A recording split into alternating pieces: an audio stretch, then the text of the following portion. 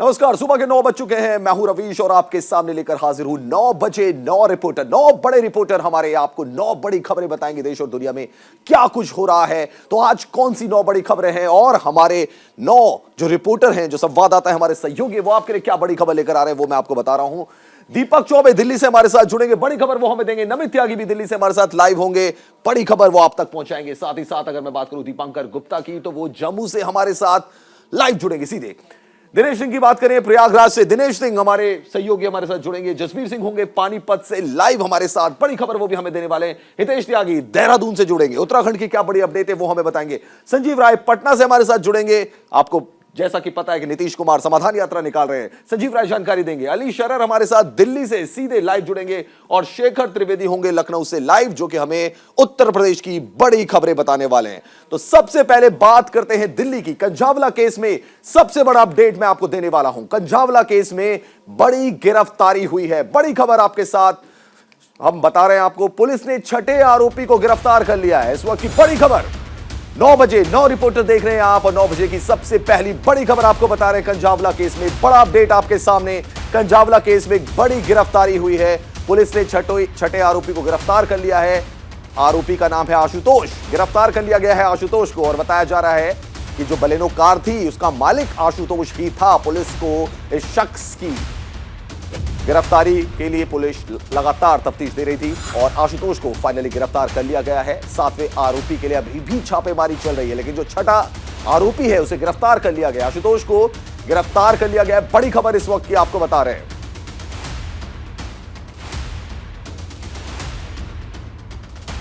तो पुलिस ने छठे आरोपी को गिरफ्तार कर लिया है। आशुतोष उस कार का मालिक था जिसमें वो 5 आरोपी घूम रहे थे। वारदात को जिन्होंने अंजाम दिया था वो ग्रे कलर की बलून का मालिक आशुतोष को बताया जा रहा है, और आशुतोष को अब दिल्ली पुलिस ने गिरफ्तार कर लिया है। 7वें आरोपी की तलाश अभी भी जारी है। कंझावला केस में एक बड़ी अपडेट हम आपको बता रहे हैं। पुलिस को काफी समय से तलाश थी आशुतोष की, और फाइनली आशुतोष को गिरफ्तार कर लिया गया है। सुबह 9 बजे की बड़ी खबर। अली शरर हमारे सहयोगी हमारे साथ जुड़ गए इस बड़ी खबर पर। अली, एक बड़ी कामयाबी कह सकते हैं कि पुलिस के हाथों लग गई है। कार का जो मालिक है वो गिरफ्तार हो गया है।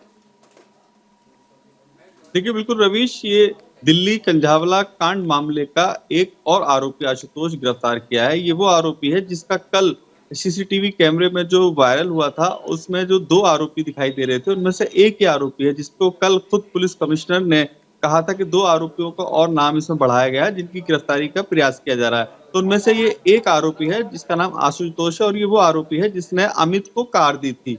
यानी कि अमित पे ड्राइविंग लाइसेंस नहीं था। ये वो अमित है जो उस वक्त घटना के समय 5वां आरोपी कार में मौजूद था और कार चला रहा था।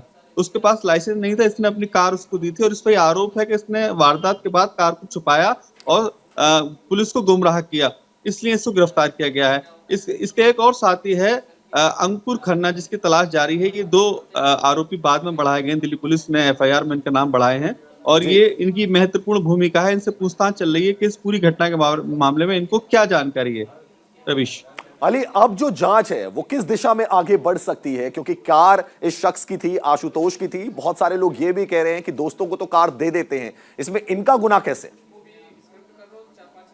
देखिए, अब ये बात साफ हो चुकी है रवीश कि ये पूरी घटना जानबूझ के हुई है। ये एक हादसा नहीं था, क्योंकि 7वां जो ये 2 आरोपी गिरफ्तार हुए हैं, छठा और 7वां, इन दोनों का जो पूरा प्रोफाइल है वो यही मैच किया जा रहा है। क्योंकि 7वां आरोपी जिसकी भी तलाश जारी है, अब से पहले भी एक कई एक्सीडेंट की वारदात कर चुका है, तो उसकी भी भूमिका निकल के संदिग्ध आएगी निकल के सामने।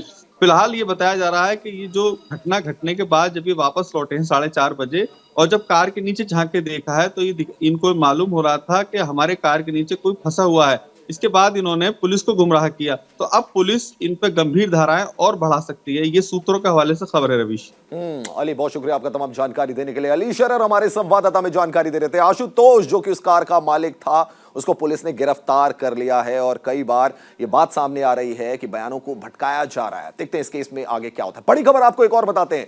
राम मंदिर को लेकर केंद्रीय गृह मंत्री अमित शाह ने बड़ा ऐलान कर दिया है। 1 जनवरी तारीख बता दी है, 1 जनवरी 2024 को रामलला के मंदिर में जो लोग हैं वो दर्शन कर सकेंगे, श्रद्धालु वहां जा सकेंगे। 1 जनवरी 2024 तक बन जाएगा रामलला का मंदिर। अमित शाह ने त्रिपुरा में यह घोषणा कर दी है। कांग्रेस पर भी अमित शाह ने निशाना साधा है। पूरे विवाद को कोर्ट में उलझाने का आरोप लगाया अमित शाह ने। उनका कहना है कि पीएम मोदी के आने के बाद सुप्रीम कोर्ट का यह फैसला आया। त्रिपुरा में गृह मंत्री अमित शाह ने बड़ा ऐलान कर दिया। राम मंदिर कब तक बनकर तैयार हो जाएगा, इसकी डेट बता दी है अमित शाह ने। 1 जनवरी 2024 यानी कि अगले साल राम मंदिर बनकर तैयार हो जाएगा। श्रद्धालु वहां पे दर्शन कर सकेंगे। मित्रों, मैं एक बात बताने आया हूं। 2019 के चुनाव में मैं पार्टी का अध्यक्ष था और ये राहुल बाबा कांग्रेस पार्टी के अध्यक्ष थे। तो राहुल बाबा हर रोज पूछते थे मंदिर वहीं बनाएंगे, तिथि नहीं बताएंगे। और राहुल बाबा कान खोलकर सुन लो और सब रूम वालों आप भी टिकट करा लो। 1 जनवरी 2024 को अयोध्या में गगनचुंबी राम मंदिर वहां पर आपको तैयार मिलेगा। दीपक चौबे हमारे सहयोगी हमारे साथ जुड़ गए हैं। दीपक, बड़ा ऐलान कर दिया है अमित शाह ने। 1 जनवरी 2024 तारीख भी बता दी है। शाह कल त्रिपुरा के साउथ में थे, जहां पे वो जन विश्वास रैली को संबोधित कर रहे थे और उन्होंने साफ संदेश दिया कि किस तरीके से कि जब मैं 2019 में पार्टी का बीजेपी का अध्यक्ष था, उस टाइम राहुल गांधी कांग्रेस के अध्यक्ष थे, तो वो लगातार कहते थे कि बीजेपी झूठ बोल रही है। हालांकि देखिए बीजेपी के एजेंडे में था राम मंदिर और अगर बात की जाए तो धारा 370 जम्मू कश्मीर को लेकर। पर जिस तरीके से उन्होंने साफ कहा कि राहुल गांधी कहते थे कि तारीख नहीं बताएंगे, मंदिर वहीं बनाएंगे, पर अब तारीख भी बता रहा हूं कि 1 जनवरी को त्रिपुरा के लोग जो है वो अपना टिकट करा लें और राम मंदिर, भव्य राम मंदिर का दर्शन करने के लिए वहां जा सकते हैं। क्योंकि जाहिर सी बात है त्रिपुरा में इस साल इलेक्शन है, तो जाहिर सी बात है कि जो एक सेंटिमेंट होता है, जो हिंदू सेंटिमेंट होता है, उसको जोड़ने के लिए बीजेपी लगातार कोशिश कर रही कि कैसे उसको जोड़ा जाए। क्योंकि वो जानते हैं कि अगर हम जो हिंदू हैं उनको अगर इकट्ठा कर लेते हैं तो जाहिर सी बात है कि बीजेपी वहां पे दोबारा सरकार बनाएंगे। और इसी को लेकर अब राम मंदिर जो है वो राम मंदिर का भव्य जो मंदिर है उसको लेकर गृह मंत्री ने बयान दिया था कि 1 जनवरी तक आप टिकट करा लीजिए, 1 जनवरी आप दर्शन कर सकते हैं भव्य राम मंदिर का। तो जाहिर सी बात है अब देखिए राम मंदिर की लड़ाई अब शुरू हो, देखिए कितने साल तक उसने इसको कोर्ट में घसीटा। हालांकि एक कोर्ट का मैटर था, पर लगातार उन्होंने ये भी कहा कि कांग्रेस नहीं चाहती थी कि भव्य राम मंदिर बने और कई मुद्दों पे उन्होंने कहा कि आखिर कौन कौन सी पार्टियां थी जो लगातार राम मंदिर का विरोध। दीपक, 2024 ये जो साल है ये इलेक्शन ईयर है, लोकसभा के चुनाव होंगे। पॉलिटिकल माइलेज भी बीजेपी लेने की कोशिश करेगी क्योंकि 1 जनवरी 2024 को अगर राम मंदिर का निर्माण हो जाता है, कंप्लीट हो जाता है, और जैसा कि अमित शाह कह रहे हैं कि श्रद्धालु वहां जाएंगे, त्रिपुरा में बोल रहे हैं कि टिकट भी आप करा लीजिए, पॉलिटिकल माइलेज भी बीजेपी को मिलेगा। जी बिल्कुल, देखिए और सबसे बड़ी बात है कि रविश की इसी साल करीब 8 राज्यों में विधानसभा चुनाव है, तो उसको भी लेकर देखा जाए कि 8 राज्यों में जो चुनाव है उसको लेकर महत्वपूर्ण है। क्योंकि देखिए इसमें अगर बात की जाए तो मध्य प्रदेश है, राजस्थान है, त्रिपुरा है, तो ऐसे कई राज्य हैं जहाँ पे महत्वपूर्ण है। क्योंकि देखिए अगर बात की जाए तो मध्य प्रदेश में बीजेपी की सरकार है, राजस्थान में बीजेपी पूरा कोशिश कर रही है कि वहाँ पे सरकार बनाई जाए, त्रिपुरा में अभी सरकार है बीजेपी की। तो लगातार जो तैयारियां वो है, क्योंकि जाहिर सी बात है कि यही आंकड़ा जो 2023 जो 8 राज्यों में आएगा वो 2024 में बीजेपी के लिए फायदा होगा कि तभी बीजेपी तीसरी बार केंद्र में अपनी सरकार बनाएगी। इसी को लेकर गृह मंत्री देखिए एक्टिव हो चुके हैं। और सबसे बड़ी बात है कि देखिए त्रिपुरा का दौरा तक कर रहे हैं, लगातार जन विश्वास की यात्रा है। करीब अगर बात की जाए तो त्रिपुरा में 200 रैली होने जा रही है। ये जो यात्रा है वो हर विधानसभा में क्षेत्र में होकर जाएगी। इससे पहले अगर बात की तो देखिए गृह मंत्री अमित शाह का इस महीने करीब 11 राज्यों का दौरा है, चाहे वो उत्तर प्रदेश हो या फिर अलग अलग राज्य, कर्नाटक हो, त्रिपुरा हो। तो लगातार अब बीजेपी जो है वो 2024 की तैयारियां भी करने शुरू कर दिए, क्योंकि उसे पता है कि 2024 है वो इतना आसान नहीं होगा जो 2014 और 2019 में हुआ। तो इसको लेकर गृह मंत्री एक्शन मोड में नजर आ रहे हैं। बिल्कुल, और ये उनका जो बड़ा बयान है ये एक तरीके से कांग्रेस को भी उन्होंने कटघरे में खड़ा किया है, साथ ही साथ शंखनाद भी कर दिया 2024 के इलेक्शन का। दीपक, बहुत शुक्रिया आपका तमाम जानकारी देने के लिए। बढ़ते अगली खबर की तरफ। दिल्ली से खबर जुड़ी हुई है, महापौर और उप महापौर के लिए आज मतदान होगा। बीजेपी और आपके बीच में सीधा मुकाबला है एमसीडी के इस चुनाव में। नवनिर्वाचित पार्षदों को शपथ दिलाने के बाद वोटिंग होगी। आपने पार्षद शैली ओब्रॉय को मेयर का उम्मीदवार बनाया है। बीजेपी की ओर से रेखा गुप्ता मैदान में है। बड़ी खबर आपको बता रहे हैं, बीजेपी और आपके बीच सीधा मुकाबला। एमसीडी में आज महापौर उप महापौर के लिए चुनाव होगा। नवनिर्वाचित पार्षदों को पहले शपथ दिलाई जाएगी। आपने पार्षद शैली ओब्रॉय को बनाया है मेयर प्रत्याशी।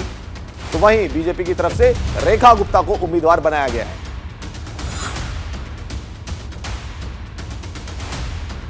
कांग्रेस मेयर चुनाव में वोटिंग नहीं करेगी, कांग्रेस की तरफ से साफ कर दिया गया है। तो महापौर और उपमहापौर के लिए आज मतदान है।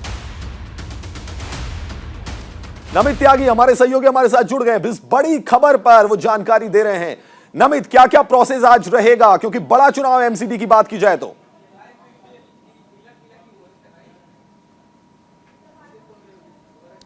देखिए बिल्कुल रवीश, एमसीडी के चुनाव के नतीजों के बाद नगर निगम की ये पहली बैठक है और पहली बैठक 11 बजे शुरू होगी, जिसमें सभी जो 250 पार्षद हैं पहले वो गोपनीयता की शपथ लेंगे और उसके बाद मेयर और डिप्टी मेयर और इसके साथ साथ स्टैंडिंग कमेटी के 6 सदस्यों के लिए वोटिंग होगी। हालांकि तीनों ही जो वोटिंग है वो बैलेट पेपर से की जाएगी, जिसको लेकर अलग अलग कलर की जो बैलेट पेटियां हैं उनको मंगा लिया गया है। सफ़ेद रंग की जो बैलेट पेटियां हैं उनके अंदर जो है वो मेयर के लिए वोटिंग की जाएगी। हरे रंग की जो पेटियां आई हैं उसमें डिप्टी मेयर के लिए वोटिंग की जाएगी। साथ ही साथ जो पिंक कलर की यानी कि गुलाबी कलर की पेटियां सदन के अंदर बुलाई गई हैं उनके अंदर जो स्टैंडिंग कमेटी की 6 सदस्यों के लिए वोटिंग होगी, उसके लिए वोटिंग होगी। हालांकि इससे पहले बड़ी खबर यही है कि कांग्रेस ने इस पूरे वोटिंग से वॉकआउट कर दिया है, यानी कि कांग्रेस किसी भी वोटिंग में हिस्सा नहीं लेगी। अनिल चौधरी जो कि दिल्ली कांग्रेस वर्किंग कमेटी के अध्यक्ष हैं, उन्होंने पहले क्लियर कर दिया कि हम वोटिंग में हिस्सा नहीं लेंगे। दूसरी सबसे महत्वपूर्ण बात यह है कि इस चुनाव से यानी कि डिप्टी मेयर और मेयर के वोटिंग से पहले ही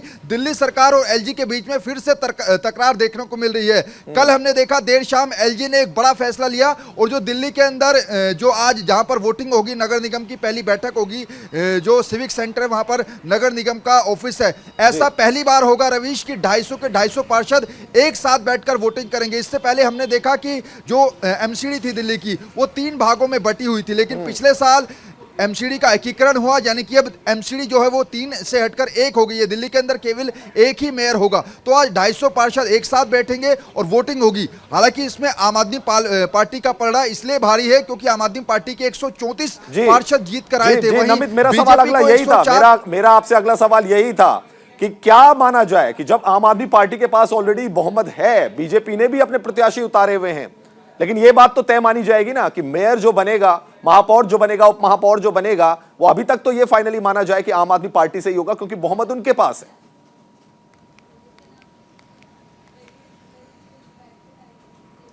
देखिए अगर आंकड़ों के गणित से रवि समझे तो आम आदमी पार्टी का मेयर और डिप्टी मेयर बनना लगभग तय है। लेकिन अगर यहां पर क्रॉस वोटिंग होती है तो शायद आम आदमी पार्टी खतरे में पड़ सकती है, क्योंकि इस चुनाव के अंदर न केवल पार्षद बल्कि 250 पार्षद तो वोटिंग करेंगे ही। इसके अलावा 14 दिल्ली के ऐसे विधायक भी हैं जिनको दिल्ली विधानसभा अध्यक्ष ने चिन्हित किया है, वो भी इसमें वोटिंग करेंगे। साथ ही साथ बात करें तो दिल्ली के 7 लोकसभा सांसद और दिल्ली के 3 राज्यसभा सांसद भी इस वोटिंग में हिस्सा लेंगे। टोटल मिलाकर बात करें तो 250 पार्षद हैं, इसके अलावा 14 विधायक, 3 राज्यसभा सांसद और 7 लोकसभा सांसद। टोटल मिलाकर बात करें तो 274 ऐसे लोग हैं जो कि इसमें वोटिंग करेंगे। उसमें से अगर हम बात करें तो 134 पार्षद आम आदमी पार्टी के पास हैं। दिल्ली के जो 3 राज्यसभा सांसद हैं वो आम आदमी पार्टी के पास हैं। जो 14 विधानसभा के जो विधायक है जो इसमें वोटिंग में हिस्सा लेंगे, उसमें से 13 विधायक आम आददमी पार्टी के, एक बीजेपी का है। तो कुल मिलाकर बात करें तो 274 में से 150 का समर्थन आम आदमी पार्टी के पास है, जबकि मेयर बनने के लिए 138 लोगों का समर्थन चाहिए। तो निश्चित तौर पर आम आदमी पार्टी आंकड़ों में तो भारी है, लेकिन अगर कहीं यहां पर क्रॉस वोटिंग हो जाती है, जिसका डर आम आदमी पार्टी को सता रहा है, क्योंकि इस वोटिंग के अंदर ये गुप्त वोटिंग होगी, इसमें दल बदल कानून लागू नहीं होता रविश। यानी कि अगर कोई पार्षद दूसरी पार्टी को वोटिंग कर भी देता है तो किसी को पता नहीं लगेगा। तो ऐसे में आम आदमी पार्टी को यह डर है कि कहीं उनके कुछ पार्षद टूटकर बीजेपी को वोट ना कर दे। यह एक बड़ा सवाल रहेगा। बिल्कुल नमित, बहुत शुक्रिया तमाम जानकारी देने के लिए। नमित त्यागी हमारे सहयोगी हमें जानकारी दे रहे थे एमसीडी में महापौर और उप महापौर के इलेक्शन को लेकर। चलिए बढ़ते हैं अगली बड़ी खबर की तरफ। मध्य प्रदेश के रीवा में प्लेन हादसा हो गया। मंदिर से टकराकर प्लेन जो है वो क्रैश हो गया। बड़ी खबर आपको बता रहे हैं, हादसे में ट्रेनी पायलट की मौत हो गई है। तो मध्य प्रदेश के रीवा में प्लेन हादसा हुआ है। मंदिर से एक प्लेन टकरा गया, ट्रेनी पायलट की इसमें मौत हो गई। दूसरा पायलट गंभीर है, उसका इलाज चल रहा है। तो रीवा से ये बड़ी खबर हम आपको बता रहे हैं। मध्य प्रदेश के रीवा में प्लेन हादसा हो गया। मंदिर से टकराकर प्लेन क्रैश हो गया। इसमें जो ट्रेनी पायलट था उसकी मौत हो गई और जो दूसरा पायलट उसके साथ सवार था वो गंभीर रूप से घायल बताया जा रहा है। उसका इलाज भी चल रहा है। ये बड़ी खबर हम आपको दिखा रहे हैं। मंदिर की तस्वीरें भी आपको दिखा रहे हैं, जो जहां पे जो साइट है, जो ग्राउंड जीरो है, जहां पे कि प्लेन क्रैश हुआ, उसकी भी तस्वीरें हम आपको दिखा रहे हैं। हादसे में ट्रेनी पायलट की मौत हो गई, दूसरा पायलट गंभीर रूप से घायल है। देख सकते हैं आप, लोगों का जमावड़ा भी है वहां पे, प्लेन का हिस्सा भी वहां पे पड़ा हुआ है। ये तस्वीरें आप देख सकते हैं, प्लेन क्रैश हो गया, मंदिर से टकरा गया प्लेन, ट्रेनी पायलट की मौत हो गई, दूसरा पायलट गंभीर रूप से घायल है। ये आप देख सकते हैं, ये वो मंदिर था जिससे ये प्लेन टकराया, क्रैश हो गया प्लेन, ट्रेनी पायलट की मौत हो गई है इसमें, और दूसरा पायलट गंभीर रूप से घायल है। प्लेन का हिस्सा भी आप यहां पे देख सकते हैं, टूटा हुआ हिस्सा भी यहां पे गिरा हुआ है प्लेन का। मध्य प्रदेश के रीवा से बड़ी खबर आपको बता रहे हैं। एक और बड़ी खबर आपको बताते हैं, आतंक के खिलाफ केंद्र सरकार की बड़ी कार्रवाई। जी हां, सरकार ने आतंकी संगठन टीआरएफ पर प्रतिबंध लगा दिया, बैन कर दिया टीआरएफ को केंद्र सरकार ने। बड़ी कार्रवाई भारत सरकार की, आतंक के खिलाफ केंद्र सरकार की बड़ी कार्रवाई हम आपको बता रहे हैं। टीआरएफ जो कि आतंकी संगठन है, उसको बैन कर दिया है। लश्कर ए तैयबा के प्रॉक्सी संगठन टीआरएफ पर बैन लगा दिया गया है। तो लश्कर ए तैयबा के प्रॉक्सी संगठन टीआरएफ पर बैन लगा दिया है। प्रॉक्सी संगठन यानी कि कई बार जो बड़े आतंकवादी संगठन होते हैं वो दूसरे नाम से भी संगठन चलाते हैं, ताकि उन पर जो बैन लगे हैं उनसे बचा जा सके। जो उनके अकाउंट है, मनी लॉन्ड्रिंग है, हवाला है, उसमें उन्हें कोई दिक्कत ना हो, इसलिए वो एक प्रॉक्सी संगठन भी बना देते हैं, अपने ही संगठन को दूसरा नाम दे देते हैं। सरकार ने बैन की अधिसूचना जारी कर दी है। लश्कर कमांडर अबू खुबैब और शेख सज्जाद गुल आतंकवादी घोषित कर दिए गए हैं। युवाओं की ऑनलाइन भर्ती करा रहा था टीआरएफ, और गृह मंत्रालय सीमा पार से घुसपैठ, हथियारों, ड्रग्स की तस्करी में भी टीआरएफ शामिल है, गृह मंत्रालय की तरफ से बताया गया। साथ ही टारगेट किलिंग, जो जेएनके में हिंदुओं की टारगेट किलिंग हो रही है, उसमें भी टीआरएफ का नाम आया है। दीपांकर गुप्ता हमारे सहयोगी हमारे साथ जुड़ गए जम्मू से सीधा लाइव। दीपांकर, एक बड़ी कार्रवाई भारत सरकार की तरफ से, बैन कर दिया टीआरएफ को। जी हाँ, बिल्कुल सही आपने फरमाया और सटीक आपने बोला, प्रॉक्सी संगठन है। लश्कर तोयबा को पहले ही इंटरनेशनली बैन कर दिया गया है, और प्रॉक्सी संगठन 3 साल से कार्रवाई कर रहा था। हम आपको बताते चले, चाहे प्रवासी भारतीय हो, चाहे नॉन लोकल्स हो या कश्मीरी पंडित हो, उनकी किलिंग्स में ऑलरेडी इन्वॉल्व था। एमएचए की पहले ही इसके ऊपर लगातार कार्रवाई चल रही थी, लेकिन अभी जो राजौरी के डांगरी में जैसे ही हिंदुओं का नरसंहार हुआ और उसके बाद टीआरएफ ने इसे क्लेम किया, तुरंत एमएचए एक्शन में आया, और आपने देखा किस तरह से कल आदेश जारी कर दिया गया देर शाम, और एमएचए को बैन कर दिया गया। हम आपको बताते चले, डांगरी की जो ग्राउंड रिपोर्ट है अभी, कल वहां पर तमाम जो 60-70 बीडीसी मेंबर्स थे उन्हें वेपन्स वापस दे दिए गए, 100 के करीब एम्यूनिशन दिए गए। इसके अलावा वहां पर जो सीआरपीएफ के एडिशनल डिप्लॉयमेंट है, 1700 जवान 20 कंपनीज पहुंच चुकी हैं। हम आपको ये भी बताते चले, द रेजिस्टेंट फ्रंट ने लगातार हिट लिस्टें जारी की थी, चाहे वो जर्नलिस्ट की हो, उसके बाद अलग अलग लोगों की, पॉलिटिकल लीडर्स की हो। और अभी ये जो संगठन है, सबसे ज्यादा ये संगठन तब सामने आया जब डांगरी का जो हाल ही का इंसिडेंट था, उसमें टीआरएफ का नाम आया। टीआरएफ निश्चित तौर पर एलईटी का ही प्रॉक्सी संगठन है, और जम्मू कश्मीर में एलईटी की कोशिश है कि द रेजिस्टेंट फ्रंट, अगर आप नाम की तरफ जाइएगा तो समझिएगा कि ये दिखाना चाहते हैं कि लोकल लोग यहाँ पर रेजिस्ट कर रहे हैं, जबकि ऐसा बिल्कुल भी नहीं है। जब डांगरी का ये नरसंहार हुआ, उसके बाद तमाम डिस्ट्रिक्ट्स में across the valley, across Jammu Kashmir, हमने देखा कि चाहे वो मुस्लिम समुदाय हो, हिंदू समुदाय हो, अपनी दुकानें बंद रखी हैं, निंदा की है। यहाँ पर लोकल सपोर्ट बिल्कुल भी नहीं मिल रही है, और खुद ये जो पार वाली साइड गुलाम कश्मीर में बैठे हुए आतंकी संगठन, वो भी मानने लगे हैं। 70 हटने के बाद अब उनका यहाँ पर वर्चस्व नहीं रहा है, ना तो हड़तालें उनके कहने पर होती हैं, ना कोई पत्थरबाजी होती है।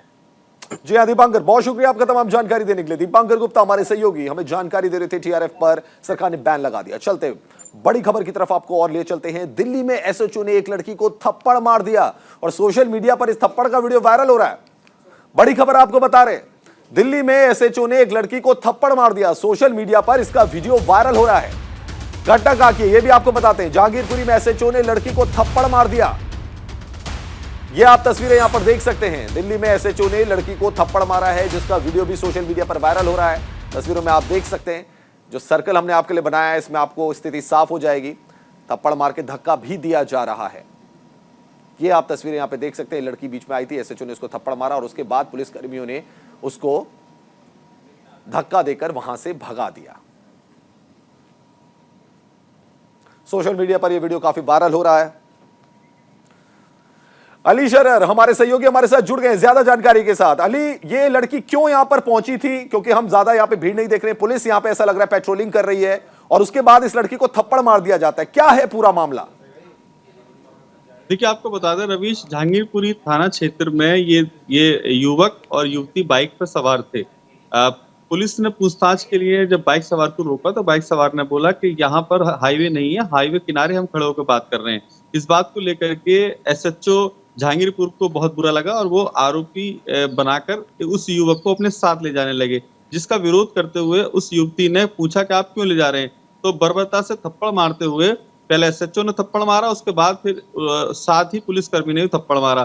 तो युवती को थप्पड़ मारने का वीडियो लगातार वायरल हो रहा है। दिखाई दे रहा है कि दिल्ली पुलिस अपने कैसे मर्यादाओं का उल्लंघन कर रही है, कैसे वो महिलाओं के साथ पेश आती है। रवीश अली, लेकिन यहां पर हम देख रहे हैं कि काफी संख्या में पुलिस बल है, तो क्या पेट्रोलिंग उस समय पुलिस बल कर रहा था? और दूसरा ये कि महिला को थप्पड़ मारने का मामला यहां पे सामने आया है, तो क्या एसएचओ के ऊपर दिल्ली पुलिस की तरफ से कोई कार्रवाई, कमिश्नर की तरफ से वो कुछ सामने आई है क्या? देखिए, अभी तक जो जानकारी प्राप्त हो रही है वो ये हो रही है कि 31 तारीख और नए साल के आसपास का ये पूरा मामला है, क्योंकि उस समय ज्यादातर कॉलोनियों में पुलिस पेट्रोलिंग कर रही थी, क्षेत्र में ये प्रभाव बना रही थी कि पुलिस आपके साथ है, लेकिन ऐसा जो अंजलि कांड के बाद नहीं हुआ है। तो ये जो वीडियो वायरल हो रहा है इसमें साफ दिखाई दे रहा है कि किस तरह से जो एसएचओ ने पहले पुलिस के साथ अपने जो साथी थे उनके साथ उस युवती के साथ बदतमीजी की और उसके बाद उसको वहां से भगा दिया। हालांकि अभी तक पुलिस के आला अधिकारियों ने इस एसएचओ के खिलाफ कोई कार्रवाई नहीं की है। जी अली, बहुत शुक्रिया आपका तमाम जानकारी देने के लिए। अली शरर हमारे सहयोगी हमें बता रहे थे कि किस तरीके से उस लड़की को थप्पड़ मारा है एसएचओ ने। फिलहाल अभी कोई कार्रवाई नहीं हुई है। 9 बजे 9 रिपोर्टर में फिलहाल वक्त एक छोटे से ब्रेक का। ब्रेक ले रहे हैं, फौरन होंगे हाजिर। Welcome back. 9 बजे 9 रिपोर्टर देख रहे हैं आप और बड़ी खबर आपको बताते हैं। जोशीमठ में जमीन धंसने से 561 घरों में दरार आ गई है। उत्तराखंड से बड़ी खबर आपको बता रहे हैं। जोशीमठ में घरों में दरारें देखी गई है। 561 घरों में दरारें आ गई हैं। 38 परिवारों को फिलहाल शिफ्ट किया जा चुका है। रोपवे भी पर्यटकों के लिए यहाँ पे बंद कर दिया गया है। जोशीमठ में रोपवे से भी पर्यटक आते हैं, रोपवे से दौरा करते हैं एक क्षेत्र से दूसरे क्षेत्र का, वो भी बंद करा दिया गया है। सीएम पुष्कर सिंह धामी ने हाई लेवल मीटिंग बुलाई है। सीएम धामी शाम 6 बजे समीक्षा बैठक करेंगे। बड़ी खबर आपको बता रहे हैं, 38 परिवारों को शिफ्ट किया जा चुका है। जोशीमठ में दरारें देखने को मिली है। घरों में, फर्श में भी दरारें हैं, दीवारों में भी दरारें हैं और ऐसे में जमीन धंसने से 561 जो घर हैं वो प्रभावित हुए हैं। 38 परिवारों को शिफ्ट भी कराया जा चुका है और रोपवे भी पर्यटकों के लिए बंद करा दिया गया। यहां पे रोपवे भी है जोशीमठ में, जिससे लोग एक क्षेत्र से दूसरे क्षेत्र में जाते हैं। पर्यटक जो आते हैं, जोशीमठ उत्तराखंड की एक बहुत ही सुंदर जगह है, लेकिन यहां पर जमीन धंसने का मामला सामने आ रहा है और ये अब से नहीं है, 1 साल से लगातार यहां पर घरों में दरारें देखने को मिल रही है। 561 घरों को चिन्हित किया गया है जिनमें दरारें देखी गई हैं। 38 परिवारों को शिफ्ट किया गया है। अब सबसे बड़ा सवाल यह है कि बाकी के परिवारों का क्या होगा? क्या यहां पर कोई बड़ी प्राकृतिक आपदा आ सकती है? जिस तरीके से दरारें देखने को मिल रही है, जिस तरीके से जमीन यहां पे धंस रही है जोशीमठ में, 38 परिवारों को तो फिलहाल शिफ्ट किया जा चुका है। उत्तराखंड के सीएम पुष्कर सिंह धामी ने हाई लेवल मीटिंग भी बुलाई है। 6 बजे शाम को यह मीटिंग होगी। इसमें जोशीमठ के बारे में चर्चा की जाएगी। क्या वहां पर राहत कार्य किए जा सकते हैं, बचाव कार्य किए जा सकते हैं, किस तरीके से वहां से परिवारों को शिफ्ट किया जा सकता है। हितेश त्यागी हमारे सहयोगी हमारे साथ जुड़ चुके हैं सीधा लाइव। हितेश को हम रुक करते हैं। हितेश, सबसे पहले तो आपसे जानना चाहेंगे, हाई लेवल मीटिंग आज पुष्कर सिंह धामी ने बुला दी है जोशीमठ के मामले में, क्या कुछ हो सकता है इस मीटिंग में? जी बिल्कुल, देखिए जो चमोली के क्षेत्र में जो ये जगह पड़ती है, वहां पर जिस तरीके से भू धसाव का जो मामला है और बद्रीनाथ में और भी कई सारे ऐसे गांव हैं, क्योंकि पिछले कई वर्षों से यहाँ पर ये भू धसाव का मामला उत्पन्न हो रहा है। पिछली सरकारों ने हालांकि इस चीज पर ध्यान नहीं दिया, लेकिन पुष्कर सिंह धामी ने आज इस पूरे प्रकरण को लेकर हाई लेवल मीटिंग सचिवालय में बुलाई है। इसमें गृह विभाग के सभी अधिकारी, सभी सचिव इसमें मौजूद रहेंगे, क्योंकि पूरी गंभीरता के साथ मुख्यमंत्री पुष्कर सिंह धामी ने शाम के 6 बजे यह मीटिंग आहूत की है और इस मीटिंग में कहीं ना कहीं पूरा इसका प्रत्यारोपण निकलकर सामने आएगा किस तरीके से, क्योंकि आज एक टीम बद्रीनाथ पहुंच गई है। वहां पर जितने भी ये गांव है जो भी इस जद में आते हैं, सभी को की वहां पर रिपोर्ट तैयार की जा रही है और साथ ही साथ यह भी मुद्दे सामने आ रहे हैं कि जो ऊर्जा विभाग के जो पोल थे, जो ट्रांसफार्मर वहां पर लगे हुए, वो भू धसाव के कारण गिर रहे हैं। तो ये भी एक बहुत बड़ा मामला है, क्योंकि बिजली पानी का जो संकट है वहां धीरे धीरे आ रहा है। तो इसी के लिहाज से मुख्यमंत्री पुष्कर सिंह धामी ने सभी विभागों की और सभी गृह विभाग यहाँ पर आज मौजूद रहेंगे, क्योंकि वहां का जो मामला है 4 धाम से जुड़ा हुआ मामला है। जी हितेश, 561 मकानों में दरार आना, जमीन का धंस जाना और 48 परिवारों को शिफ्ट करना, स्थानीय लोगों को भी हम सुन रहे थे। क्या कुछ उसकी वजह बता रहे हैं वो कि लगातार 1 साल या 1.5 साल से अगर बात की जाए तो लगातार घरों में दरारें देखने को मिल रही हैं?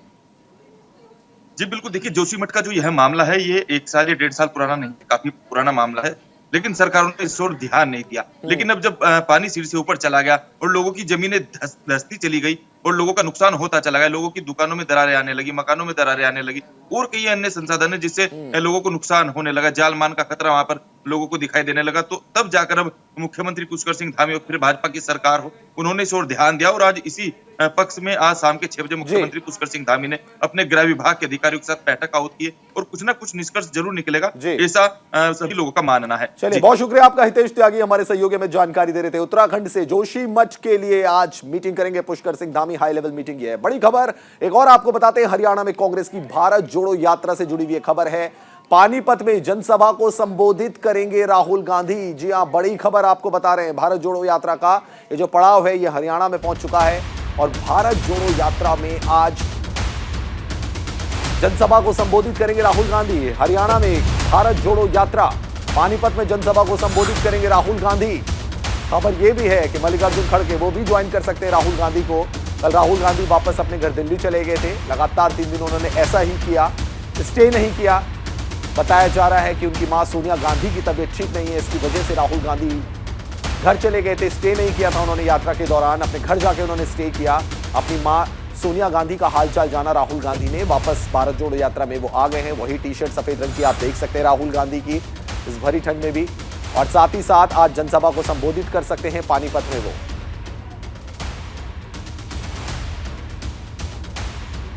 तो हरियाणा में कांग्रेस की भारत जोड़ो यात्रा का पड़ाव आज अहम पड़ाव है। पानीपत में जनसभा को संबोधित करेंगे राहुल गांधी। हरियाणा में कांग्रेस की भारत जोड़ो यात्रा, और जैसा कि बताया जा रहा है राहुल गांधी आज जनसभा को संबोधित करेंगे। मल्लिकार्जुन खड़गे जो कि कांग्रेस के अध्यक्ष हैं वो भी इसको ज्वाइन कर सकते हैं भारत जोड़ो यात्रा को। कल रात ये बताया जा रहा है कि राहुल गांधी की माता यानी कि सोनिया गांधी की तबीयत खराब हो गई थी, इसलिए राहुल गांधी ने स्टे नहीं किया था, वो वापस आ गए थे, दिल्ली में हालचाल जाना था। जसवीर सिंह हमारे संवाददाता पानीपत से हमारे साथ जुड़ चुके हैं। जसवीर, क्या कुछ कार्यक्रम आज राहुल गांधी का रहने वाला है भारत जोड़ो यात्रा में? रवीश, आज दूसरे चरण की भारत जोड़ो यात्रा हरियाणा पानीपत से स्टार्ट कर दी है राहुल गांधी ने। यहाँ पे बता दें कि कल रात सोनिया गांधी की तबीयत खराब होने की वजह से राहुल गांधी वापस दिल्ली चले गए थे, पर आज सुबह वो वापस लौटे और भारत जोड़ो यात्रा में बड़ी संख्या में लोग उनके साथ जुड़ते नजर आ रहे हैं और लगभग 13 किलोमीटर पैदल यात्रा आज राहुल गांधी करेंगे। उसके बाद वो कार से एक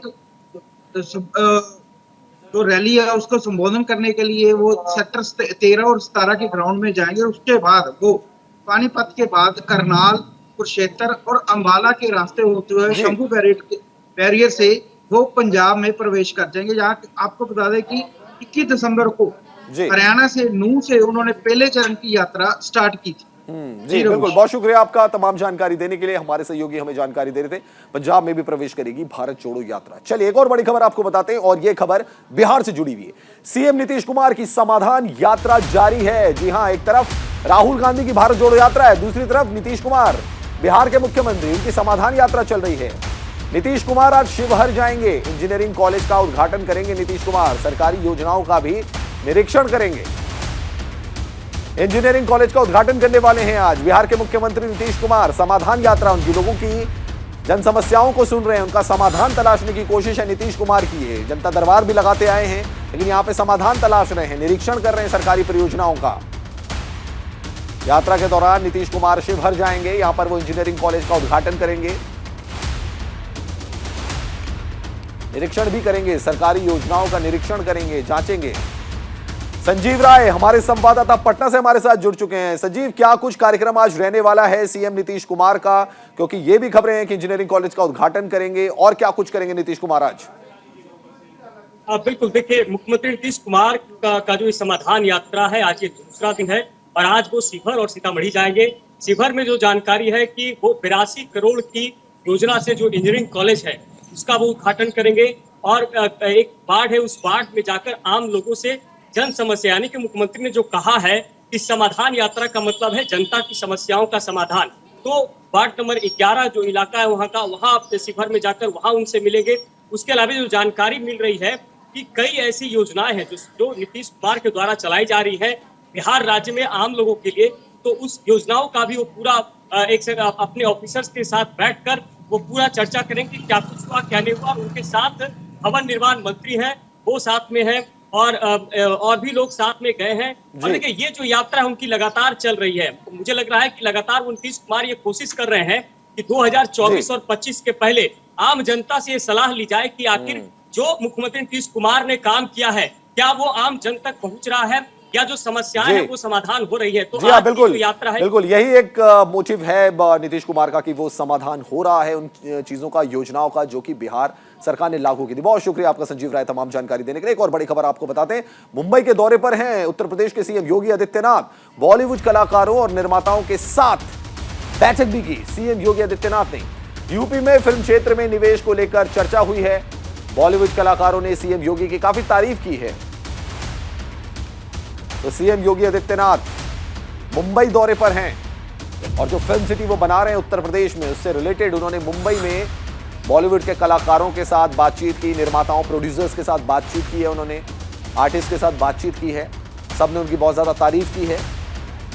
फिल्म सिटी बनेगी उत्तर प्रदेश में तो किस तरीके से कार्यक्रम होगा वहां पे, किस तरीके से उस फिल्म सिटी को आगे ले जाएंगे, कैसे वहां पे फिल्म प्रोड्यूसर्स को लाएंगे जो कि वहां पे शूटिंग करेंगे, और इससे फिल्म उद्योग को कैसे बढ़ावा मिलेगा उत्तर प्रदेश में, सारी चीजें का जायजा लेने पहुंचे हैं योगी आदित्यनाथ मुंबई में।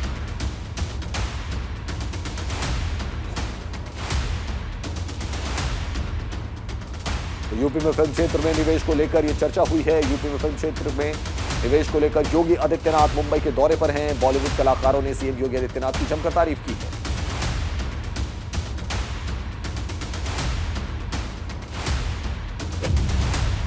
तो जैसा कि आप जानते हैं कि फिल्म सिटी का निर्माण उत्तर प्रदेश में किया जा रहा है। शेखर त्रिवेदी हमारे संवाददाता हमारे साथ सीधे जुड़ चुके हैं लखनऊ से। शेखर, क्या कुछ खास बातचीत रही योगी आदित्यनाथ की जब उन्होंने फिल्म कलाकारों और प्रोड्यूसर से बातचीत की, और योजना क्या है योगी आदित्यनाथ की? 5 लाख करोड़ रुपए का निवेश लेकर के लौटे हैं उत्तर प्रदेश के मुख्यमंत्री योगी आदित्यनाथ अपने महाराष्ट्र दौरे से। मुंबई में जो कल उनकी उद्योगपतियों से मुलाकात हुई, उसमें कोई अस्पताल खोलना चाहता है, कोई आवासीय कॉलोनी बनाना चाहता है, कोई कारखाना लगाना चाहता है। इस तरीके से अडानी, अंबानी, गोदरेज तमाम उद्योगपति उनसे मिले और उन्होंने अपने प्रपोजल सामने रखे हैं। अधिकारी उनके साथ में थे मुख्यमंत्री के, जिन्होंने फिजिबिलिटी बताई है, उनको सहूलियत जो दी जा सकती है वो सारी चीज़ें उनके सामने रखी हैं। इसके साथ साथ मुख्यमंत्री योगी आदित्यनाथ ने जो बॉलीवुड के स्टार्स हैं, डायरेक्टर्स हैं, उनसे भी मुलाकात की है। आपको पता है कि ग्रेटर नोएडा में एक नई फिल्म सिटी बन रही है। उत्तर प्रदेश में फिल्म विकास परिषद लगातार काम कर रहा है कि जो फिल्म इंडस्ट्री है उसको भी उत्तर प्रदेश में बढ़ावा दिया जा सके। इसके लिए जो थिएटर पिक्चर्स हैं वो तो पहले से ही उसको सब्सिडाइज किया जा रहा था। अभी जो वेब सीरीज़ बनती हैं उसको लेकर के भी मुख्यमंत्री ने कहा है कि जो सब्सिडी है वो और बढ़ाई जाएगी, सरकार और ज़्यादा सहयोग करेगी। कई अभिनेता ऐसे थे जैसे सुनील शेट्टी थे, उन्होंने कहा कि जो ये बायकॉट बॉलीवुड चलता है इसको थोड़ा सा देखिए। जैकी श्रॉफ ने कहा कि जब लोग पिक्चर हॉल में जाते हैं तो वहाँ पॉपकॉर्न बड़े महंगे मिलते हैं, लोगों ने जाना बंद कर दिया है। तो इस तरीके की कई समस्याएं हैं जो मुख्यमंत्री के सामने रखी गई। लेकिन इसमें कोई दो राय नहीं है कि बॉलीवुड का बायकॉट जिन मसलों पर होता है, जिस रंग को लेकर के खास तौर से ताज़ा विवाद है, उसी रंग में मुख्यमंत्री दिख रहे थे। तो जाहिर सी बात है कि एक जवाब बॉलीवुड को भी देना पड़ेगा कि वो जिस तरीके से वहां पे क्रिएटिविटी के नाम पर देश के बहुत बड़ी जनता का मन दुखाती है। जी हाँ शेखर, बिल्कुल सही बात है। बहुत बड़ा इन्वेस्टमेंट वहां से जुड़ा हुआ है। बहुत शुक्रिया आपका तमाम जानकारी देने के लिए। बढ़ते अगली खबर की तरफ। आज से प्रयागराज में माघ मेले की शुरुआत हो रही है और हर साल पौष पूर्णिमा से माघ मेला जो है वो शुरू होता है। संगम तट पर स्नान करने श्रद्धालु पहुंचते हैं इस मौके पर। माघ मेला तीर्थ स्थान, दान, तप के लिए बहुत ही महत्वपूर्ण माना जाता है। तो आज से माघ मेले की शुरुआत हो रही है। संगम तट पर स्नान करने पहुंचते हैं इसमें श्रद्धालु। माघ मेला तीर्थ स्थान, दान, तप के लिए बहुत ही ज्यादा महत्वपूर्ण है। दिनेश सिंह हमारे संवाददाता हमारे साथ मौजूद है। दिनेश, क्या तैयारियां हैं वहां पे प्रशासन की तरफ से? श्रद्धालु पहुंच रहे हैं, माघ मेले की शुरुआत हो गई है।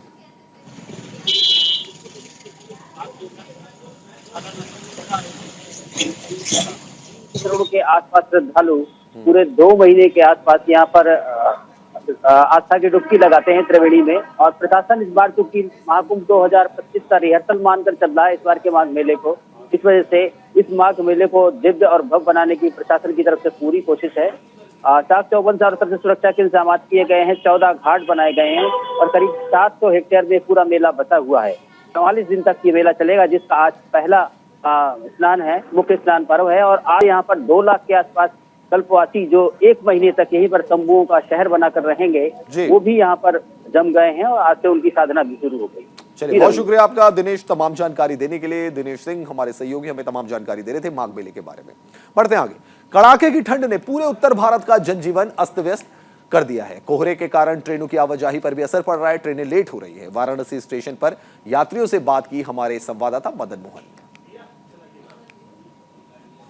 कड़ाके की ठंड और घने कोहरे के कारण जो है काफ़ी ट्रेनें जो है या तो रद्द कर दी गई है या जो कहा जाए तो देरी से चल रही है। इस समय आपको बता दूं कि कैंट स्टेशन पे मैं मौजूद हूं और यहाँ पे इस समय महामाना एक्सप्रेस जो लगभग सुबह 8 बजे आने वाली थी और अभी कहा जाए तो लगभग 12:30 बज रहा है और अभी जो है ये ट्रेनें यहाँ पे स्टेशन पे आई हैं। तो ऐसे में यात्रियों को काफ़ी परेशानी हो रही है क्योंकि लोगों को दूर दराज आना होता है, लोग जो है इंतजार कर रहे होते हैं। और ऐसे सर कितने ये लेट आई है ट्रेन? 4 घंटे 4 घंटे लेट आई है। कहाँ से आप दिल्ली से आ रहे हैं? जी, दिल्ली से आ रहे हैं। तो क्या नाम है आपका? गुरु प्रसाद सोनी। तो क्या कारण रहा है?